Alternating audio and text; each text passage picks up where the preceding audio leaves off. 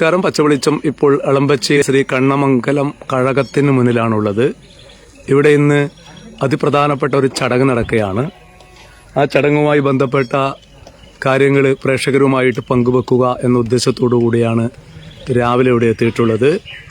ഇവിടെ പൂരക്കളി അതുപോലെ തന്നെ മറത്തുകളിക്ക് നേതൃത്വം കൊടുക്കുന്ന മോനാച്ചിയിലെ പ്രമോദിന് കണ്ണമംഗലം കഴകം പട്ടുംപളയും അതുപോലെ തന്നെ പണിക്കർ സ്ഥാനവും നൽകാൻ വേണ്ടി തീരുമാനിച്ചതിൻ്റെ അടിസ്ഥാനത്തിൽ ഇന്ന് അതിൻ്റെ ഒരു ചടങ്ങ് നമ്മുടെ താഴക്കാട്ട് മനയിൽ വെച്ചിട്ട് നടന്നു. പട്ടുംപളയും അതുപോലെ തന്നെ പണിക്കർ സ്ഥാനവും പ്രമോദിന് നൽകിയ ഒരു അതിമഹനീയമായ ചടങ്ങ് അവിടെ നടന്നു കഴിഞ്ഞു. അതിനുശേഷം ഇവിടുത്തെ ക്ഷേത്രം ഭാരവാഹികളും അതുപോലെ തന്നെ വിശ്വാസികളും പ്രമോദ് പണിക്കരെ ഈ ക്ഷേത്രത്തിലേക്ക് ആനയിച്ചു കൊണ്ടുവരുന്ന ഒരു ചടങ്ങുണ്ട്. അതുമായി ബന്ധപ്പെട്ടിട്ടുള്ള എല്ലാ ചടങ്ങുകളും പച്ചവെളിച്ചം പ്രേക്ഷകരുമായിട്ട് പങ്കുവെക്കുന്നതാണ്. അത്തരം കാഴ്ചകളിലേക്ക്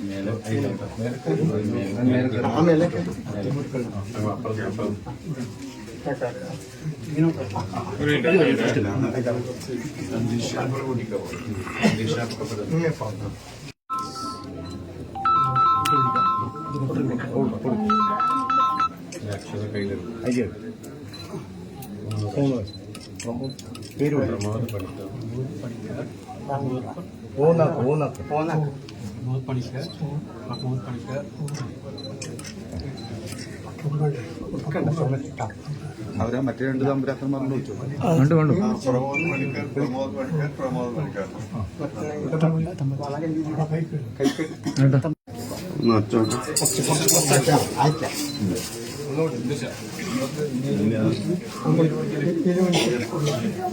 കുറച്ച് മതി സങ്കല്പത്തിന്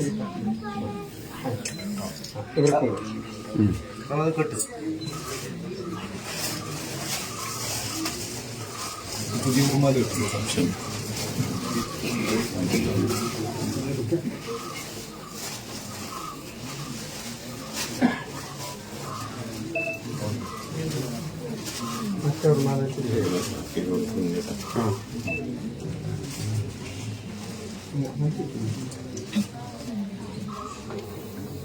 കുറച്ചുകൂടെ ബാക്കി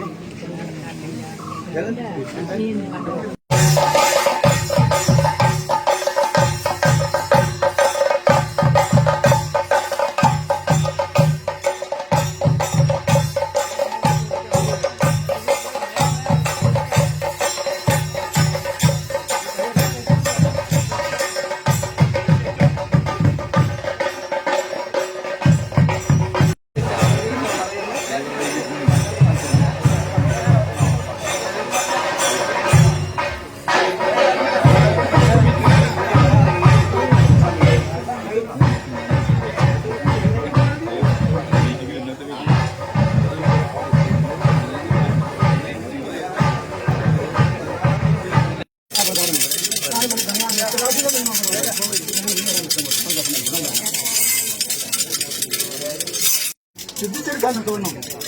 ഇതിനകത്ത് കണ്ണമംഗലം വഴി നെല്ലിക്കൽ ഭഗവതിയും എന്ന ദേവീദേവന്മാരുണ്ടെന്ന് വരികയും ഞാനും എന്റെ ചങ്ങാതി മത്തരാശി എന്ന പ്രകാരം നിലനിന്നതും അന്ന് തെക്കിപ്പൂ, ചുള്ളിപ്പൂ, തുമ്പപ്പൂ, വമ്പനോടുള്ള ചെമ്പകം, വിട്ടെറിഞ്ഞ ചരത്തി, മുരിക്കുമ്പൂ, എരിക്കുമ്പൂ, വട്ടിയെടുത്ത വട്ടിപ്പൂ, അങ്ങനെ വട്ടിപ്പൂവും ശേഷം നടയെത്താത്ത നനയുമ്പൂവും എന്നീ പുഷ്പങ്ങളെ കൊണ്ട് കണ്ണിലായിരിക്കുന്ന തൃക്കരങ്ങളെ കൊണ്ട് കാമകൂതകളി, കാമവിഗ്രഹം കൂടി അങ്ങനെ യാതൊരു എന്നിരിക്കുന്ന മൂലപഞ്ചായത്തിനും കഴിച്ചില്ലേ.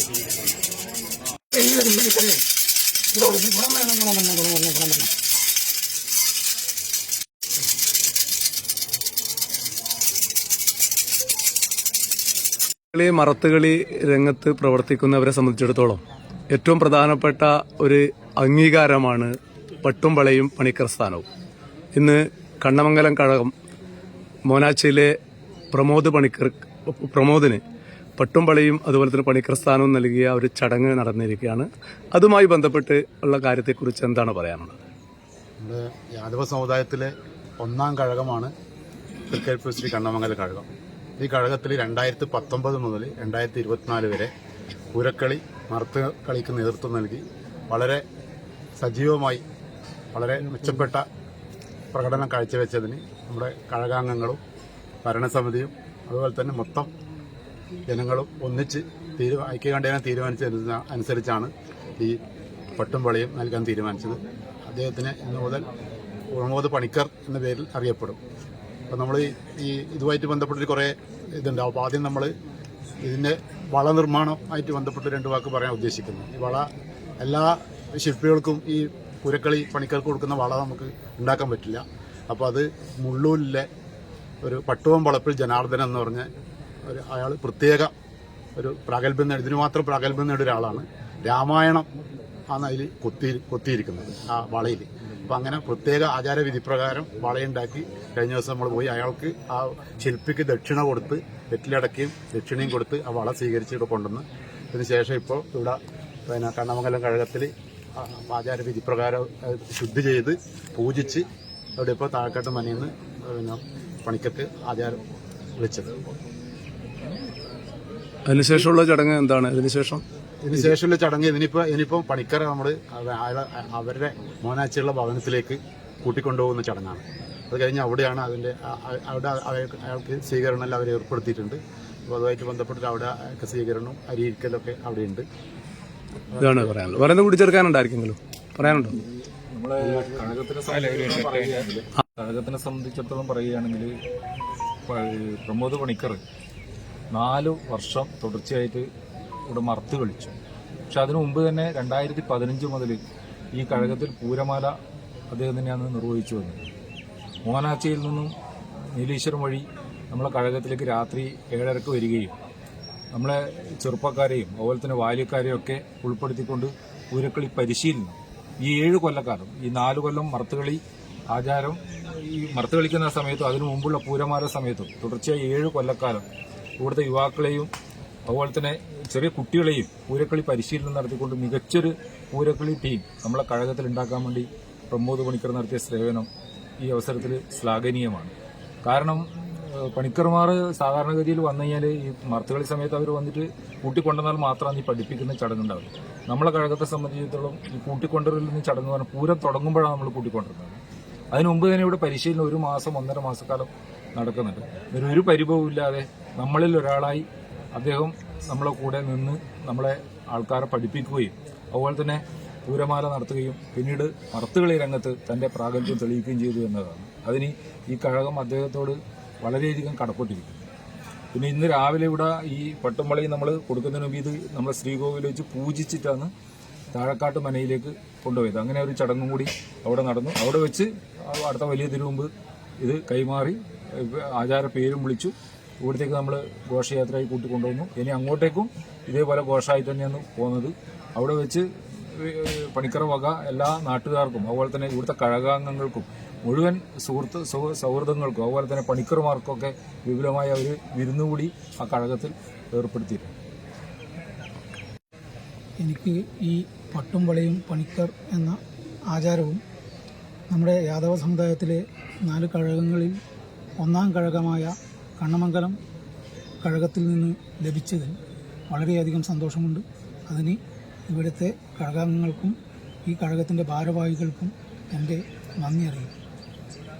ഈ മേഖലയിൽ പ്രവർത്തിക്കാൻ തുടങ്ങിയിട്ട് എത്ര വർഷം? ഞാൻ 2012 മുതൽ ഈ മേഖലയിൽ പ്രവർത്തിക്കുന്നതാണ്. അതിനു മുമ്പ് ഞാൻ 5 വയസ്സ് മുതൽ പൂരക്കളി കളിക്കുന്ന ഒരാളും കൂടിയാണ്.